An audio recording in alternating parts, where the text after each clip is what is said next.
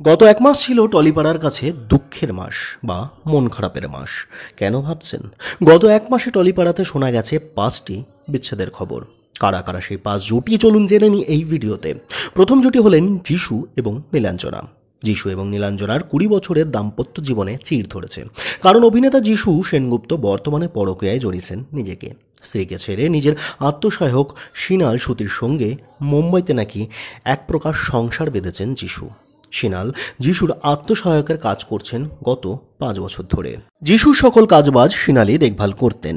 কর্মসূত্রে মুম্বাইতে বারংবার যিশুর যাওয়ায় কাল হয়ে দাঁড়ায় যিশু এবং নীলাঞ্জনার সুখের সংসারের মাঝে। বর্তমানে কলকাতায় কর্মসূত্রে এলেও নাকি নীলাঞ্জনার থেকে আলাদা থাকেন যিশু অন্যত্র। যিশু নীলাঞ্জনার দাম্পত্য জীবনের দূরত্ব প্রথমে অবাক করেছিল সবাইকে, তবে সময়ের সাথে সাথে বর্তমানে কিন্তু সবাই সয়ে নিয়েছেন ব্যাপারটাকে। যিশু সেনগুপ্তের পর যে বিচ্ছেদের খবরটি টলিপাড়াতে শোরগোল ফেলে দিয়েছিল সেটি হলো সব্যসাচী পুত্র অর্জুন চক্রবর্তী এবং তার স্ত্রী সৃজার বিচ্ছেদের খবর। শোনা যায় আমেরিকাতে অনুষ্ঠিত বঙ্গ সম্মেলনে গিয়ে নাকি এক নায়িকার সাথে ঘনিষ্ঠতা বাড়ে। অর্জুনের ঘনিষ্ঠতা এতটাই বেড়ে যায় যে তা সৃজার কানে পৌঁছে যায়। ইতিমধ্যে সৃজা নাকি তার সামাজিক মাধ্যম থেকে আনফলো করে দিয়েছে অর্জুনকে এবং সাথে সাথে মুছে ফেলেছে অর্জুনের সাথে তার তোলা সমস্ত ছবিগুলো। তালিকার তৃতীয় জুটিটি হলেন ঋষি কৌশিক এবং দেবযানী। টলিপাড়ায় বর্তমানে ঋষি কৌশিক এবং তার স্ত্রী দেবযানীর সম্পর্কের ফাটল বর্তমানে চর্চার মূল বিষয়বস্তুতে পরিণত হয়েছে।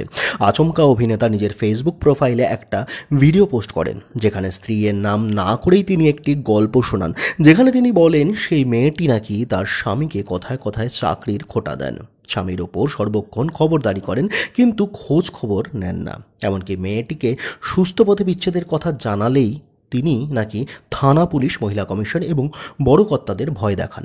ধূমপান, মদ্যপান, রাত্রে পুরুষ বন্ধুদের সঙ্গে নাকি পার্টি, একেই কি বলে আধুনিক নারী? ঋষি কৌশিকের প্রশ্ন সকল দর্শকদের কাছে বা শ্রোতার কাছে ছিল। ঋষি কৌশিক আবারও প্রশ্ন করলেন সকল শ্রোতাদের উদ্দেশ্যে, এমতো অবস্থায় ছেলেটির কি করা উচিত? এই প্রশ্নটি তিনি রাখলেন সকল শ্রোতাদের উদ্দেশ্যে।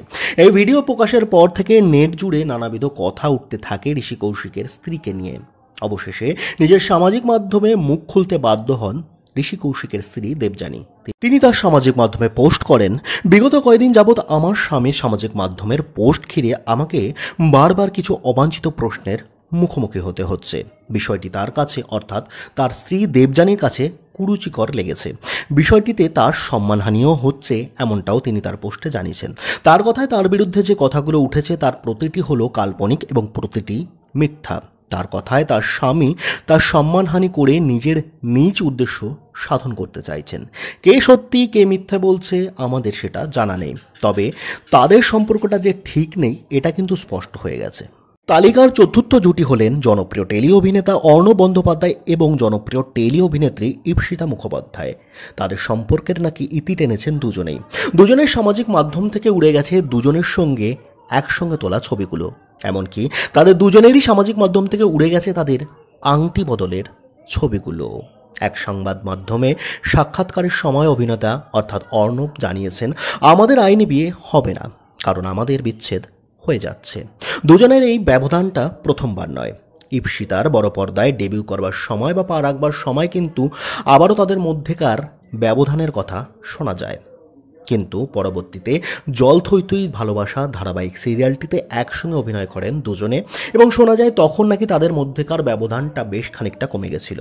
তবে এবারের ব্যবধান কিন্তু বিচ্ছেদের পর্যায়ে চলে গেছে, সেটা কিন্তু স্পষ্ট করে দিয়েছেন অর্ণব। লিস্টের পঞ্চম এবং শেষ জুটি হল গঙ্গারাম ধারাবাহিক সিরিয়াল খ্যাত সোহিনী গুহ রায় এবং তার স্বামী কল্লোল চৌধুরীর।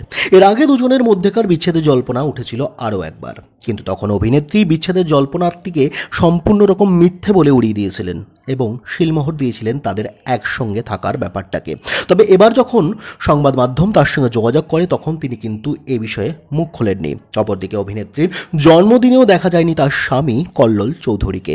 অপরদিকে স্ত্রীর জন্মদিনের দিন কিন্তু নিজ সামাজিক মাধ্যমে হ্যাপি বার্থডে লিখলেন কল্লোল চৌধুরী এবং সঙ্গে লিখলেন সরি।